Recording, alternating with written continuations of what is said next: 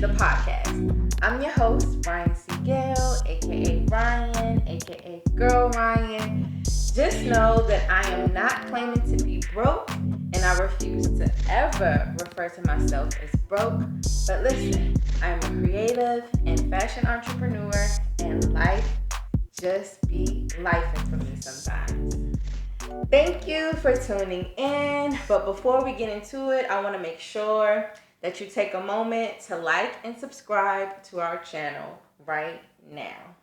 Today, I want to introduce you to my girl, Key Brown. Key is everything I imagine an it girl to be. Yes, of course. She works in the industry as a producer. She's also a creative entrepreneur. And me and Key, we met each other at Bustle. I'm no longer there, but she's still there. And yeah, we kind of like built the relationship and stayed connected from Bustle.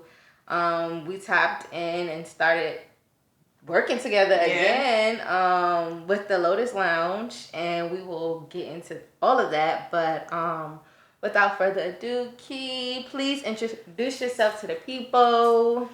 Hi, thank you, Ryan, for inviting me. Of course. So my name is Kiara, but all my friends call me Key. I'm originally from Detroit, Michigan, and I moved to New York in 2011 for college. I went to FIT. After I graduated, I quickly realized that, what I went to school for, the market was predominantly in New York, so I decided to stay here. And yeah, I've been here ever since then and just been working and, like the typical creative in New York, every job in between, working for free back when interns used to work for free. No one said anything. Working for free, that was just kind of like the common thing. Everybody just assumed that no questions were asked. And you can come in and all day and it's not paid. Yep. No. Yeah. You would be lucky if you were to get on the lunch order and actually have a budget of over $10 on what you order. Or even just like train fare. You got to figure it out. How are you going to get here? Figure it out. Yep. I was talking to somebody and they were telling me how their old boss asked them to run around town for errands but didn't give them money for a cab. So it's like sometimes you would lose money interning. Listen, and being a intern for a stylist, and all they wanted you to do was pick ups and drop offs. You wasn't allowed on set. You wasn't allowed to see any emails. So you just running around from 10th Ave and 34th Street to all the way uptown to Harlem or Brooklyn. It was crazy. Yeah. That's why I say whenever I see someone who is a stylist, I'm like, you must love what you do because it is hard work. People don't understand. People are really running with this stylist title, and they're just but we can just buy it with our credit card. Yeah. It's not it's way more than that. Yeah. Yeah. No, I mean, even in the midst of everything I was doing, I style assisted for a couple of really scrappy editorial cover shoots. The first one was in the Hamptons. I literally went to a fashion week event, met a guy. He was like, "Are you available tomorrow morning?" I'm like, "Sure." He's like, "You like fashion?" I'm like, "Yeah." He's like, "Okay, cool. Meet me here at 6 a.m. Met him. Literally, he's loading all these people and all this clothes into a Sprinter van. And he's like, "Get in."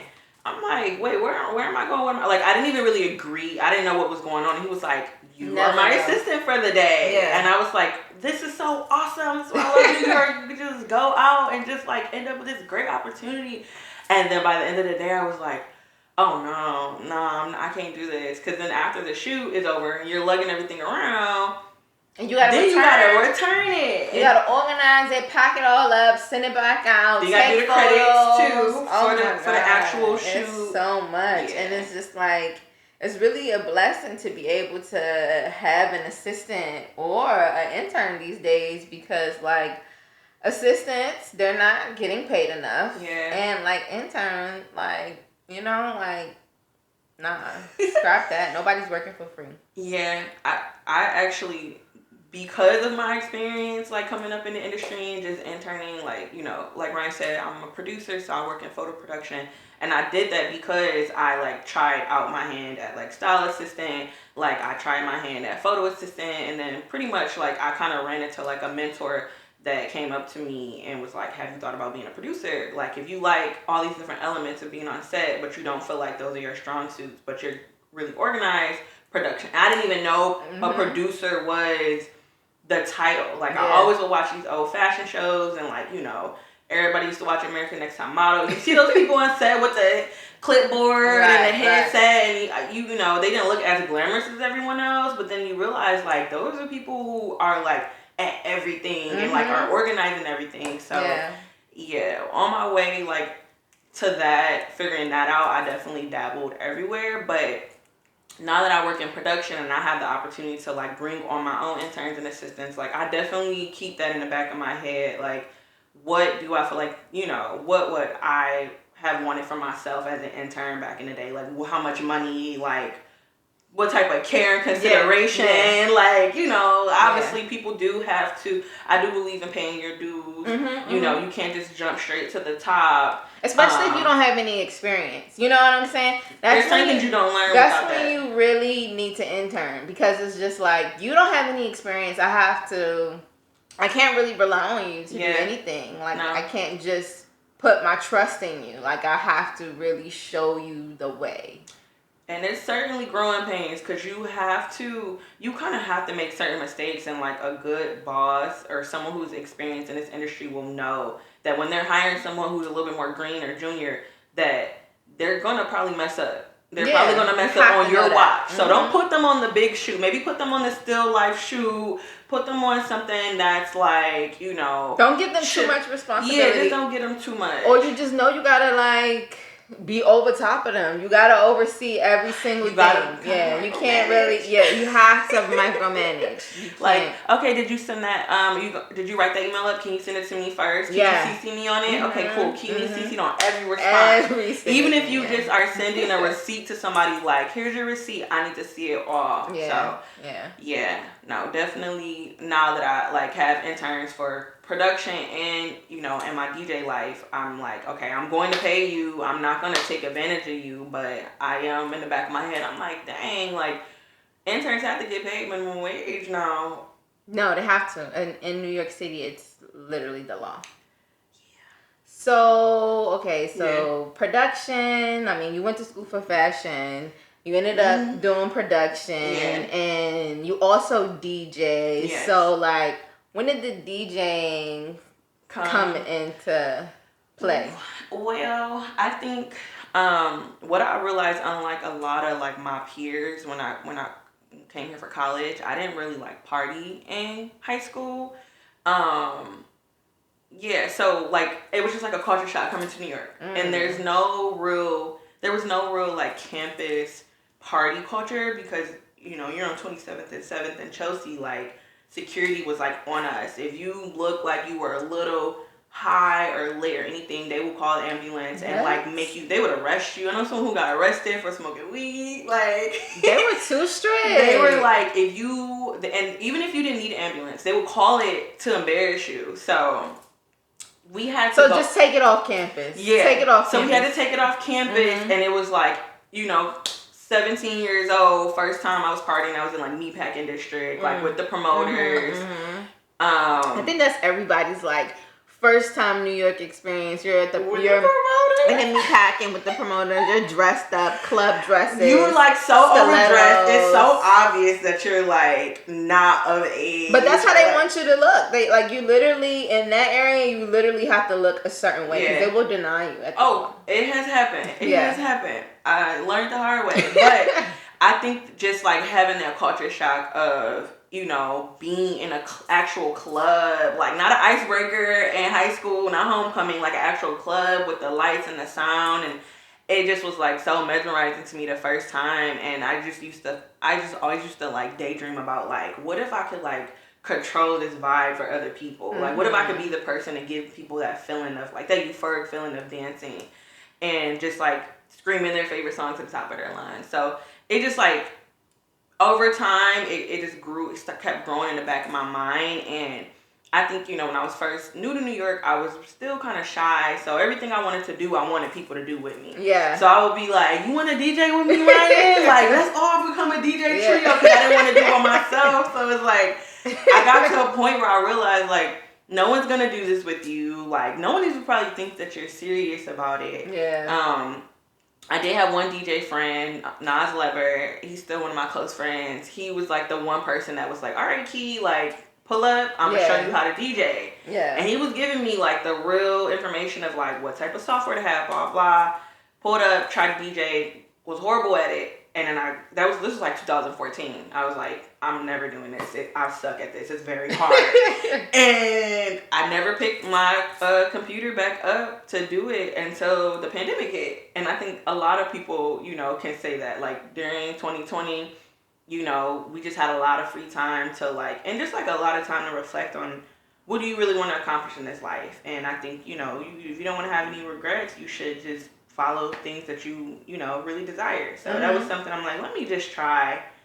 The first thing I DJ'd was just like, my friend was closing a store on LES, and it was like the last day, nothing was in there, like it was empty. He's like, if you want to DJ, like, it's just gonna be me, you, and a couple friends.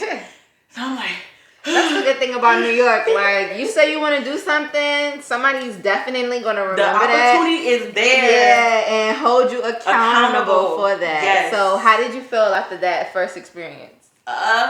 You know what?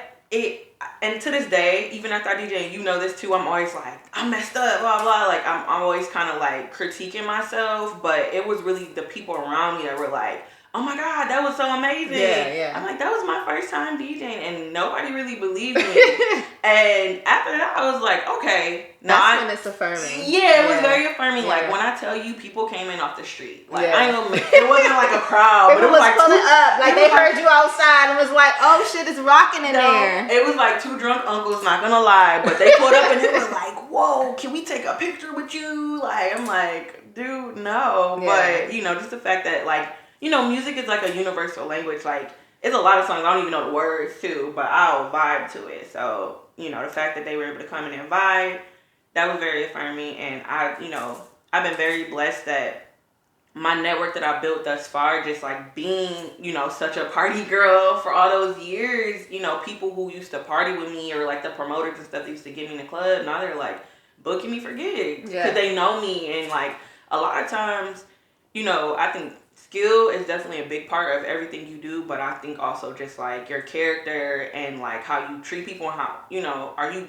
easy to work with? Do people enjoy working with you? Your reputation is everything. Because there will be people who book me before they ever heard me spin, just because, they fuck with me as a person. Exactly. So, is that how like the Lotus Lounge came into fruition?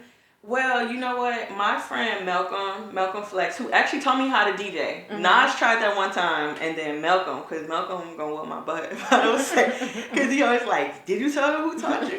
But no, for real, he really helped me out, because he actually gave me like his whole music library, which you don't really do that. But he gave me. So how he do that? He just put it on a USB and gave it to you? He gave me his hard drive, and he was like, take whatever music you want. And I literally went song by song and was like, I like this song, I don't like this song. And how many songs was that? He probably gave me like 500 to 1,000 songs the first day. Yeah, because I was looking at my Apple Music. Like, I have like so many. And Apple Music is crazy because it's not like you can just take that and DJ with that. No. Yeah, no. There are some softwares that have extensions. Like, I know Tidal has an extension where you can like use your Tidal account and DJ off of the songs, but it's so technical. Somebody needs to come up with that. Well, I mean, it might. They cooking up. Because it's just like, I can't imagine taking all of my Apple Music library and having to put it on a US. Like, that's crazy. Yeah, you gotta buy it. You gotta like, certain artists will send you the songs directly. But back to your question about Lotus. So he gave you all of his music. He gave me basically all of his music, and this was like last year. I met a guy at a party I did at Basquiat, and he threw parties. So he kind of, saw opportunity to work with me and was like, I have this venue, because I don't know if you remember, but Lotus Lounge used to be at this place called Sour Mouths. That was before you tapped in with me. Yeah. That's because it took time, and it still is growing. But he basically was like, I have a venue. They want me to do like a monthly residency, which I had never had a residency before. And so I was tapping in with my DJ friends, like, should I do this? Like, this is the venue. And Malcolm told me, like, if you do a monthly event, you should like brand it to something that is related to you, your name. You know how DJ Out of Office has office hours, and his other party interior design. There's DJs that have like the parties named after their name. Right. So like Ruby Lee had Ruby Tuesdays.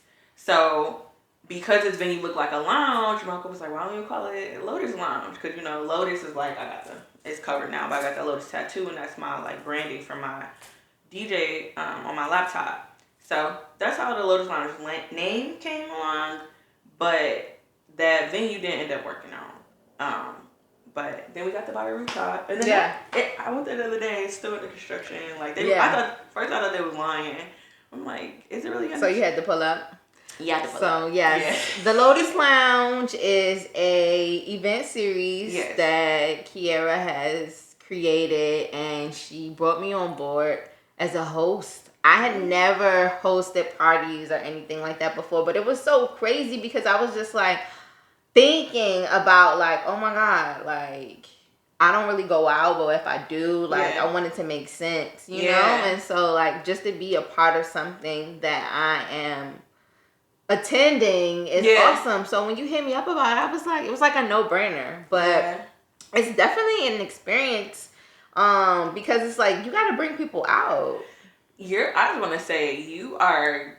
I mean, I'm still new at DJing, but you are like the best host I've worked with, and Thank like you. really, I mean, that's why I'm new to this shit. Yeah, I mean, I do think that helps too when you're newer because people aren't tired of you yet. Like, dang girl, you always partying. Like, cause even when I was first DJing, everybody was popping out like, oh my God, you DJing what? Yeah. Now it's like, girl, you DJing again? Like, we can't come to everything. No, and that's what I know. Like, especially with a lot of my friends, because I've had friends that DJed, and it's just kind of like, damn, I want to support you, but I'm tired, and I just felt like, you can't really tap into the same people. You got to find the people that want to be outside and want to attend those type of events, because you can't force it. Everything's not for everybody. Yeah. No, you have your party friends that want to pop out and be there. And then, sometimes you get lucky because it's like, it might be people in town that are like, oh my God, something going on. Boom, you got something. But the goal is to just have, the reputation of the party and just the overall brand to exceed, us. If somebody hear about there's parties in other states that I've been doing research on where it's like I've never met those people in person, but I'm like, I know of that event. I've seen the recaps, and I'm like, if I'm ever there and that party is having an event, I'll go. That's how I want Lotus Lounge to be, like people to just pull up like, I just saw y'all Instagram and I thought it would be cool. So, and I think it will be. Things like that take time. And that's why I say, like, you're such an it girl, because it's like, you came to New York, you're not from here, you knew what it is that you wanted to do, well, at least you thought, you know, and then you kind of, like, stuck it out, and you figured it out, and you're still here. And even through all of that, like, you're still learning. There's still changes, there's still things that you have to work on, but, like, what would you say your definition of an it girl is? I think at this point in my life, one thing I would say about this city is that it will really make you question or like have to figure out who you are. And I feel like it girl to me is somebody who is authentically themselves, like in everything that they do. And someone who's just kind to people, to be honest. Like, not everybody got that, not everybody want to be hustling, bustling all day. Not everybody want to work 3-4 jobs. So I'm never like, oh, I'm an it girl because I'm doing this. And No, baby, if you want to be chilling all day and you got the means to do so, that's it girl mentality too, you know, like just doing what makes you feel good, because what's not in girl vibes is trying to be the hustle and bustle queen because everyone else told you that's what you need to be doing. Like, no, you have to figure out what you want to do. Who are you authentically? And yeah, I think that, you know, not really letting people put you in a box, not letting your family or society do that, and just being you, you know, like if somebody sees anything, like if anything reminds you of me and you're like, this reminds me of Key, that makes me feel like I'm being my authentic self, because you can identify me in like random things, yes, you know, like because I have such an identity, you know, so. I totally agree with everything you said about what an it girl is. Like, I think authenticity is key, you know, like knowing who you are and staying true to yourself.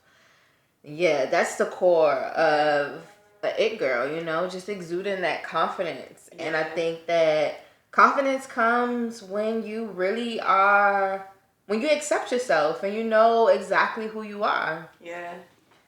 So you also like self-published a book. Yes. I got a tattoo at that book at that book launching. Yes. We locked in for life. Yes. So tell us about the book and like what inspired you to release it to the world. You know, I didn't even think about it until you just asked me that. Like the two big like monumental, actually pretty much every big monumental like career or like creative endeavor I've done has come after like a dark period or like a time of sadness or, you know, whatever the case may be along those realms.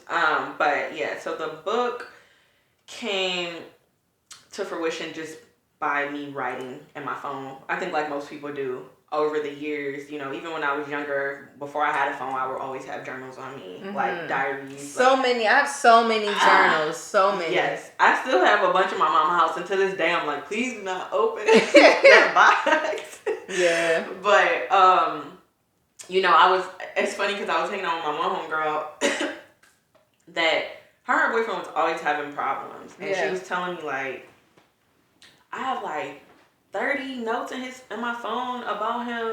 And when she said that, I was like, I got notes in my phone about like my situations with guys too. And I went and I checked and I was like, dang, I got like 300. Like that is 300.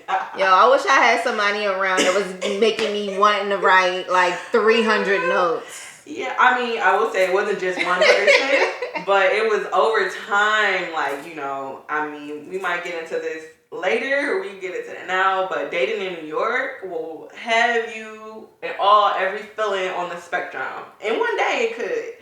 So, that was just my release to write. And at that point, it was just like a tough time with my job and just like I just wasn't really happy, and I was like, I need something inspiring to do. Like I wasn't inspired by my work, I wasn't inspired by my dating life. Like I was actually ready to leave New York. So when she said that, a kind of little light went off in my head, like maybe I'll, you know, put these notes together and slowly, you know, over time create something out of it. So I started combining them together in my free time. I didn't tell anybody about it, and I talk a lot. And so like for me to keep this secret, like, what was the reason for keeping it a secret? Because one, you know how we were saying about people holding you accountable. I didn't want anybody trying to hold me accountable for something that I wasn't like really sure what it was going to be yet, you know. Like, oh, how's the thing coming along? Like, I don't want to talk because I don't know. And it was like, it was purely a passion project. It wasn't something that I felt like I had to do because I had a deadline or wanted to make money. So yeah, over time, organized everything, you know, in a Word doc, and then started going through like, okay, this is stronger than this one. Started deleting them down, and then yet again tapped into my network. I actually street casted. So random. I street casted for AARP. Yeah, they were looking for, you know, fabulous women like over 50. AARP, what's that? Like the retirement.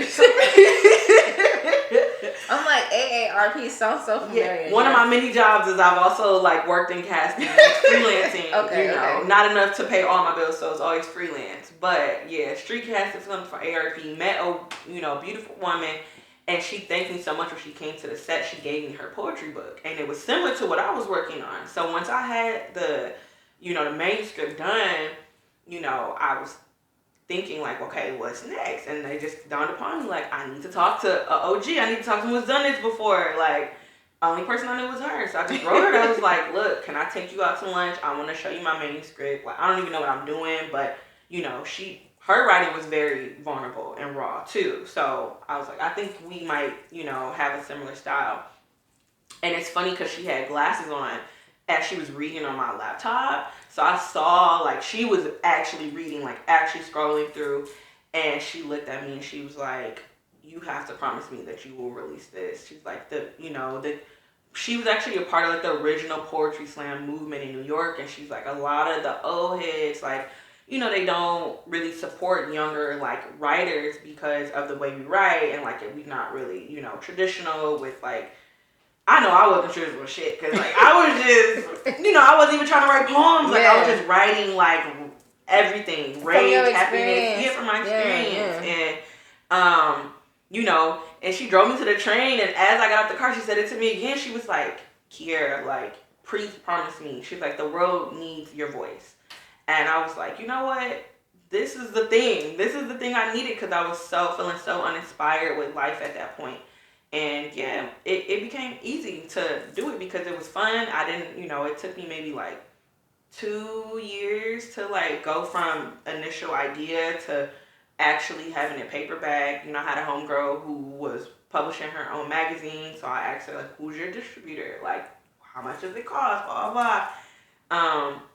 My homegirl Steph Gianni, who also DJs, but she's like a producer, DJ, does everything. Met her working at Refinery 29. Me and her clicked, and I told her about the idea. She ended up art directing like all the visuals for the book, and found an illustrator for me whose tagline was "Sad Black Girl," and she was like, "I feel like y'all might get along." Yes. And her name is Robin, and she was perfect for it. Like it was like everything I was explaining to her, like this piece, we want it to feel like, you know. There's one illustration I really love where it's like I wanted the butterflies from her stomach to be dead.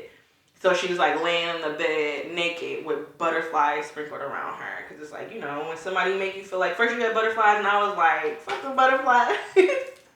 So yeah, it came together so beautifully. And I feel like that's when I know when I'm in alignment where everything just got like, don't worry about it. That's what we love. When things just come and they flow. Yeah. I mean, and that's interesting because, you know, that's what I think about when I think of Brokeish. Yeah. You know, like there are going to be challenges. There are always challenges. And Brokeish is not necessarily meaning that it's broken. Mm-hmm. You know, it's the ish. It's just kind of like you figuring it out. You're like working through it, you know? So that's awesome. I'm so proud of you. Like, is it still available for like, okay, yes. So it's going through its own rebirth. I will say because I've been doing so much in production and DJing, I haven't been catering to my baby as much as I was when it first came out. But it is available on Amazon. Letters I Wrote But Never Sent by Kay Danae. My middle name is Danae. So yes. I remember I showed the book to my therapist. She was like, who's Kay Danae? I'm like, me. Why you think I'm lying? That's like, the alias. She's like, you sure this your book? So yes, the book is available on Amazon under your alias. Yes, that's my pen name, Kay Danae. Okay. I will say, like, I kind of continued the theme of not telling people about it really because my hope was to just drop a book, kind of like how The Weeknd dropped his first few like pieces of work and no one knew who he looked like, no one knew who he was.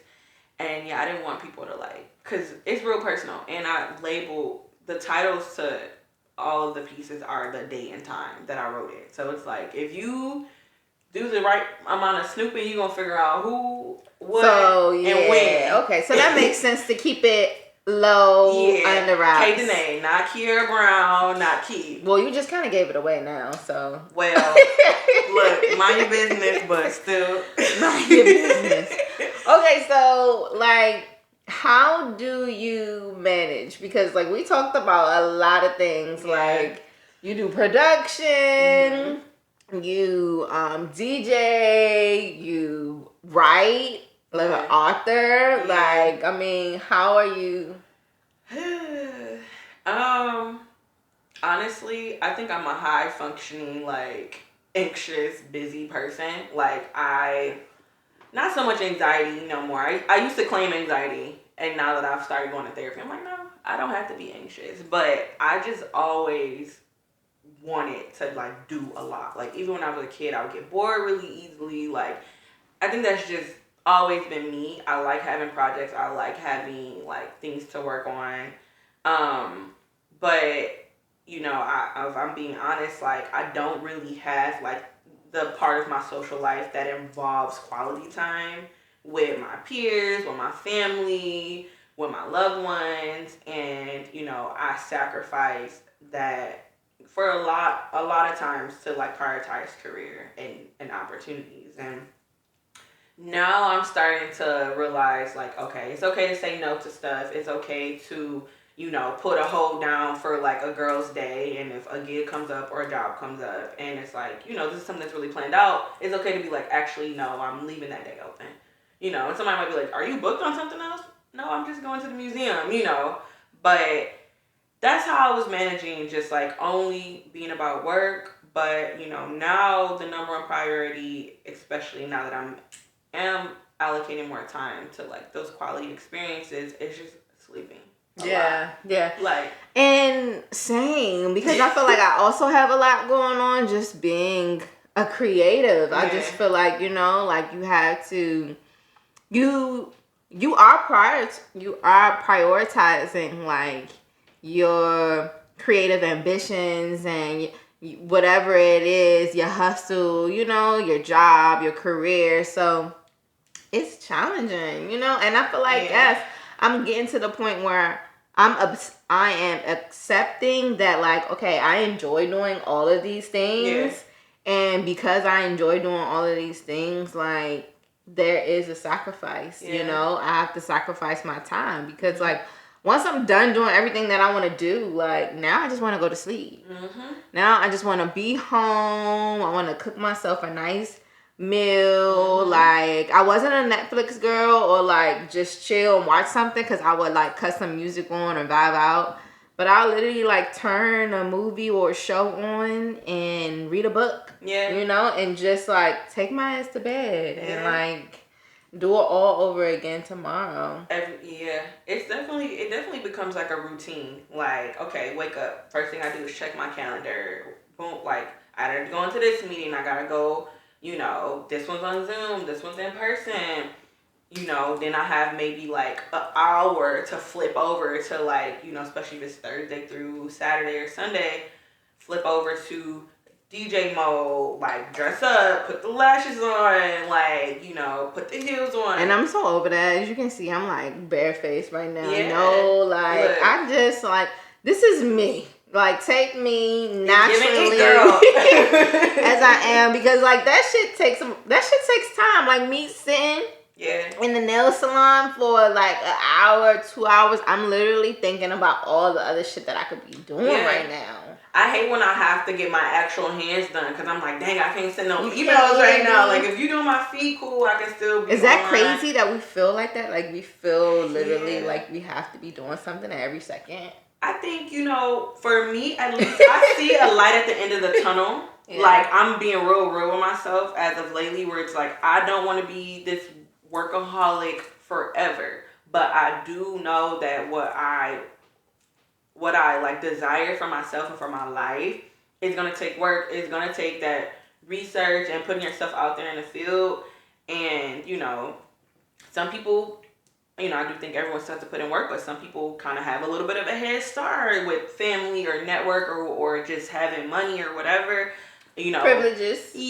Like I quickly realized that I did not have those same, you know, privileges, and I knew for a fact that like I wasn't going to let that hold me back. But then, you know, coming to New York, it was like immediate, like just having my first job in New York and like getting my first check and seeing how it could literally go that day. Like, if you get paid on a Friday and you're making minimum wage, by Monday, you could literally not have any of that check. You know, if you want to actually like, if you go outside, enjoy it. You gotta sit your ass in the house. Yeah. Because if you outside, like, you're spending money. Like, that's just what it is. Even just to go on like an ice cream and pizza date with like my dorm mates, it was like, dang, how did this turn out to be $45? I got paid $60. Girl, I'm hanging out in the library. And I'm so sad that, like, there's about to be all of these fucking budget cuts. Yeah. But, like, hopefully it's nothing crazy because, like, I ain't got to spend no money in there. And I can literally check out or read any fucking book that I want. True. I mean, that's just where I'm at right now. You know, like, that's just where I'm at. I'm really trying to be conservative and smart with my money because, like, we are entrepreneurs in New York City. And, like I was saying earlier, like, sometimes you just have to sacrifice. You have to sacrifice some things. I mean, I was even going to say that, too. Like, when you were talking about the broke-ish part, it's like, that's very much been a big part of my story. Is, like, having to make a lot happen. Or at least, like, what I want to happen with little and almost nothing. Sometimes, like... And that's when the creativity taps in. Yes. So, like, how are you managing relationships? Like, you know, platonic relationships or just, like, normal, regular friendships? Like, I mean, romantic relationships. Like, how are you... How's that going? Do you have time for that?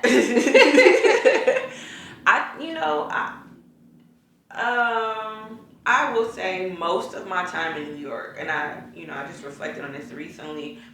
Most of my, like, 10, 12 years in New York, I was single. Mm-hmm. Like, single and mingling? Single and doing whatever I want and not doing whatever I don't want. You know, like, if I didn't want to talk to nobody for a week, I didn't have to because I didn't owe that to anybody. You weren't obligated to. Exactly. I wasn't obligated to. And, you know, I want to give myself a pat on the back for that because, you know, I definitely have had moments, like, once I got out of the, like, long being single where I was in something and then I craved something right after that because that didn't work out. And I'm like, dang, I used to be able to just be with myself, you know. Like, when I first came to New York, I was fresh out of a bad relationship in high school.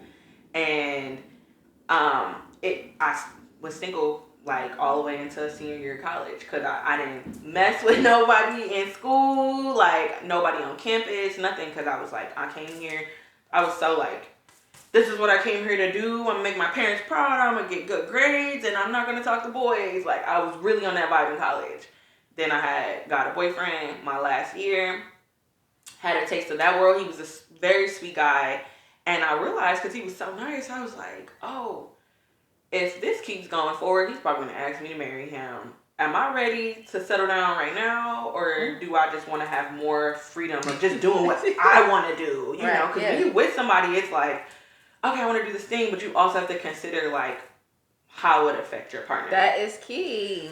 Being very considerate. Mm-hmm. It's not all about you anymore. Like, you definitely don't want a partner that's gonna, like, stifle you, but, like, you know, you just have to be aware. So we broke up while I was single, like, 5 years, and yeah, that's how I managed that, because I was single, you know. I mean, friendships were thriving, you know. I assume because you weren't, like, prioritizing it, because it was like, I'll hit you up when I hit you up. I'm doing me. Yes. Where my girls at? Exactly. Yeah. I was brunching every weekend. Like, I went on, like, my first girls trip. Like, friendships and sisterhood was, like, my thing during that, like, 5-year single span. And I will also say, though, it's funny because it was like my career wasn't really where I wanted it to be. It was like just starting to get kind of cute, you know. Yeah. Dating wasn't like, I knew that I didn't want to be a girlfriend because I literally like got out of my last relationship knowing in my spirit, like, I don't want to be having to see this one person all the time and talk to this one person all the time. But that is really strong and really powerful of you because, like, I've always been the opposite. Really? I've always felt that I needed a person. I needed a relationship. Like, I needed somebody on my side to, like, Like how you were saying, like, if I'm going to be a DJ, like, I need all my friends to do it. Yeah. It was just kind of like, if I'm going to do anything, I need my partner to, like, hold me by the hand and tell me it's okay and, like, be my cheerleader and let me know, like, I can do it. I wonder where that comes from. Because I also wonder where it comes from for me, the opposite. Because I'm like, I've never felt that. And I don't think either one is, like, right or wrong. I just think that it's, like, interesting that, like, that like feeling of attachment or detachment is. Did you grow up with both of your parents in the yeah. household together? Were they? Yeah, but my parents divorced when I was in high school. Okay. So and like, so you were basically almost an adult. Yeah. By that time. Yeah. So but I feel like when you like, I mean, my parents were like good together, but like they were young. Like my mom and my stepdad met when he was 17, 18. She was like 20. Like they were young. So I think that kind of showed and like how their relationship, played out. But, I knew that there was love there, and I always believed that love was real because I did see it in them. But, when they separated, I also saw like how the peace kind of came, because it was like a time where it wasn't peaceful. So maybe I held on to that. I don't know. But, even in high school, the guy I dated in high school went to a whole different high school in the suburbs. Like, I wanted like a little Lupe Fiasco skater. Yeah. Yeah. I was into like Wiz Khalifa, like that world. Yeah, so he went to a suburban school, and I was in the hood in Detroit. And yeah, it was like, even dating him, I could only see him like once a week. Like I never really had that like day-to-day partnership until I was in college. And I think that's probably what threw me off, because he was like, it was to the point that, when you're dating somebody and your roommates are like, okay, do he live here? Like, is he gonna start paying some bills? It was giving that, and I think I started to feel a little suffocated. I'm like, okay, no. But yeah, I don't know. I mean, regardless, I think that is fucking awesome, to just like prioritize yourself as a woman and put yourself first, because it's just like, y'all niggas is here. I'm not really checking for y'all, like, so shout outs to you for that. I'm trying to tap into that. I definitely have had my fair share of crushes and my little, my good times and my bad times dating in New York. I also just feel like, now that I'm older, I realized it definitely was the people I was going for. But for a long time, I could tell you that dating in New York was horrible. Because you be thinking you somebody main, and so they somehow got time for everybody. I don't know. So like, what is your experience dating in New York? Like, were you meeting people outside? Were you on the apps? Like, how were you meeting people? I mean, because you was outside, you a DJ, so you on the scene, so and you was a party girl, so yeah. When I was a party girl, I definitely was like meeting people. From that, I was meeting, because when I used to work in casting too, I had like a moment where I was like, interested in like different like male models I would see around. Everybody had that phase. I feel like, the models, it's like the honorary, like, yeah. So I would just meet people from like work, really, or from work and going out a lot. But then I realized like those are the exact wrong people to be trying to date. Like, if I see you at every event, every Milk Studios party, every open bar, like, it's giving treacherous twins. Like, me and you both not ready for nothing serious. Mm-hmm. And I think that's what kept me single, because I kept dating people who just weren't, commitment material. But I did try the apps, and every time I just end up deleting them. Every time. And I'm assuming this is before the pandemic. Yeah. I tried Hinge after the pandemic. It was still giving. I think I probably met up with like one or two people, and then like when it didn't work out with one person, I was like, all right, I'm just like, I don't need to do these app things anymore, because I'm gonna be honest, like I kind of like meeting people that I'm met through people I know, because they can't really put on that like facade. You know, you can ask your friends about them. Yeah, like people know them. Man, I haven't even had to ask my friends about certain people. Like just because they know them, they're just like, you don't even need to be like, oh, what do you think of Key? They're like people just like, oh, Key, yes, you know. So or they like, girl. I've had to just come to accepting that, hey, I might have to find my partner on the internet. Yeah. You know, because it's just like, I don't know, like we were saying, just kind of just like where I'm at as far as like career and work. Like I'm not really you don't think at social things, you know? Mm-hmm. And so it's just like, am I going to meet you at work? Like I haven't met anybody at work, you know? So it's just kind of like, I'm on the app. Look, I know I had my best friend's roommate that, you know, I was cool with her too. She just got married and she met her man on Tinder. The apps are successful because I think people are on them to intentionally meet. You know what I'm saying? Some people on the internet to fuck around or the internet to like really meet that person. I hope, because it definitely be giving, I'm here to waste your time. And you gotta weed them out. Like I don't be giving out my number until it's just like, did you plan a date? Yeah. Because it's just like, you can get my number after the first date. I don't even know if this is gonna work. Right. And it's okay to like know and be honest about that. You know, I definitely appreciate when I'm able to have that transparent moment with somebody, like after the first date or link up, like, hey, we don't need to do this again. Yeah. But it's funny now because, like, you know, the guy that I'm dating now, I went to college with him and I knew him since I've been in New York. We've been around each other.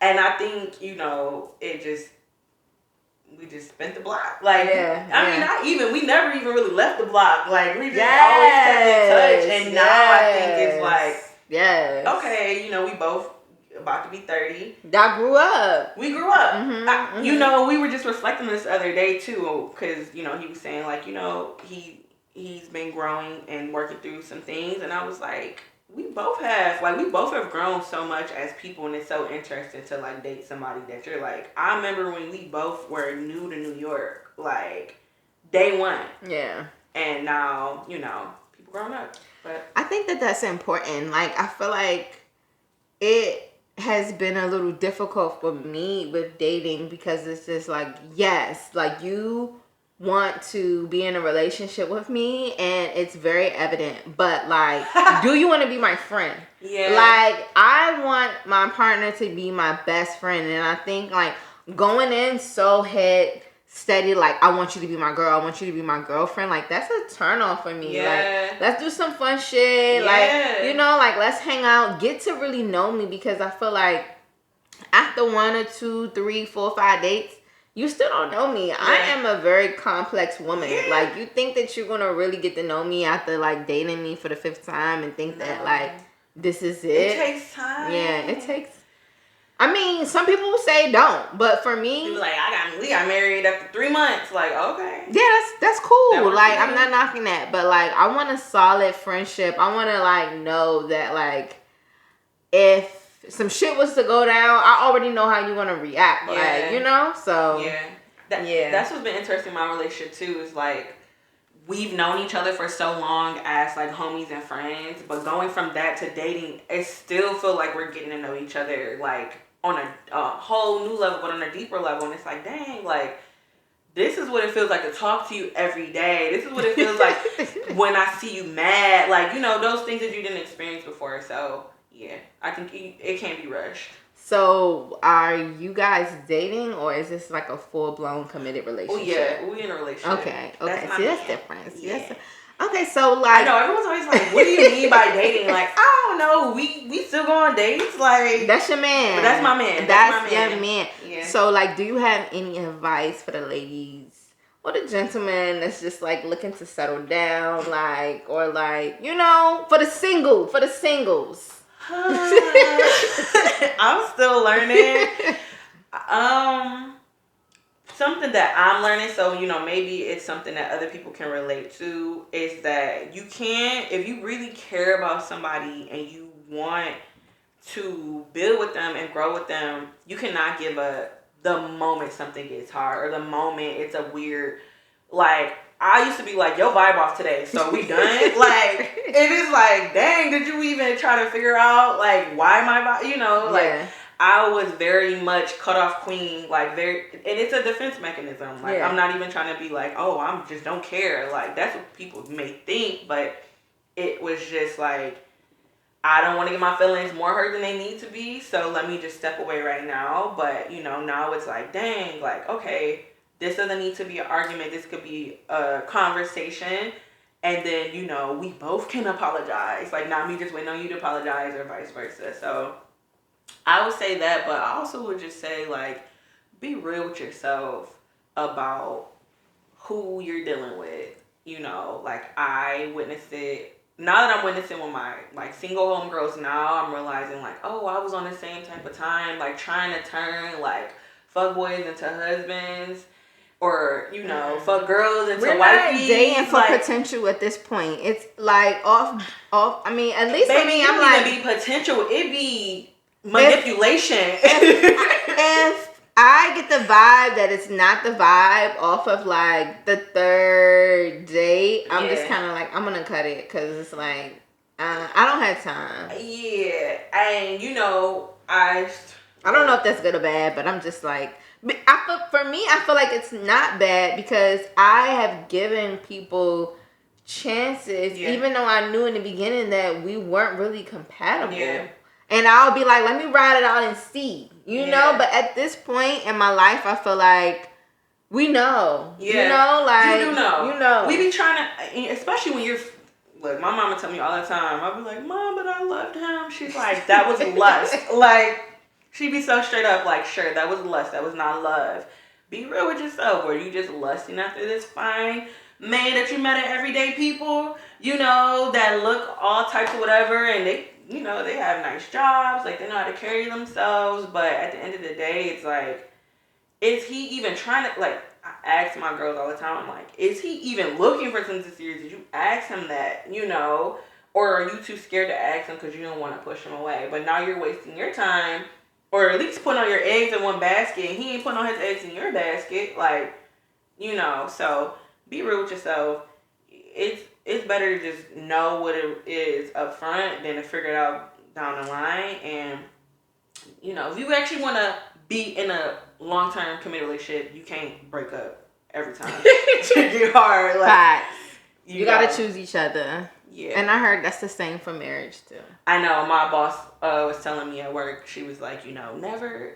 I know everyone says it's not even just my boss, but, like, you know, never go to bed mad at each other. But, like, even, you know, because you know, my boyfriend lives in Texas, so we're long distance, and it's like, dang, like, we got to stay on this FaceTime until everybody calm down, you know. So, you know. That's where we at. But the digital age. Yeah. We don't really go back and forth too much. He's way more chill than I am. You need that. Yeah. Well, thank you so much, Key. Like, thank you for coming on to the show. Like, I really appreciate you being very vulnerable and very open with your responses. You know, like, Brokeish Black It Girl. Like, we all go through things. And, like, we're in New York City. We are creatives, entrepreneurs. And we're just trying to figure it out and find our way. Yeah. No, yeah, thank you so much. It's been such an honor to be here, and I'm happy to be a part of this. Thank you. I mean, you will continue to see more of us with the Lotus Lounge and, like, more things. But, yes, would you like to leave the guests with any affirmation, closing words? I think, you know, the main thing I would want to leave everyone with, especially if you are a workaholic like me, is to make sure you pour into yourself, because you can't give 100% to anything if you're not at 100% yourself. So, yeah, make sure you at 100% before you try to give that to anybody or anything else. Love that. And also let the people know where to follow you, how to keep up with you, where to purchase your book, all of the things. Well, I think the easiest way to get in touch with me and to keep up with what I'm working on is follow me on Instagram. So my Instagram is Kii, Kii.Brown, BROWN. There I post all my DJ gigs. I post, my favorite productions I'm working on. And the link tree in my bio has my website, which is keybrown.com. And it has a link to my book. Like, everything is just linked through my Instagram. It's become the hub of my life. Yes. But yeah. All right. Well, thank you to our listeners for tuning in. Don't forget to like and subscribe to our channel. We're dropping new episodes every week, every Wednesday. So make sure you tune in Wednesday mornings for our latest episodes. Until next time, peace and blessings.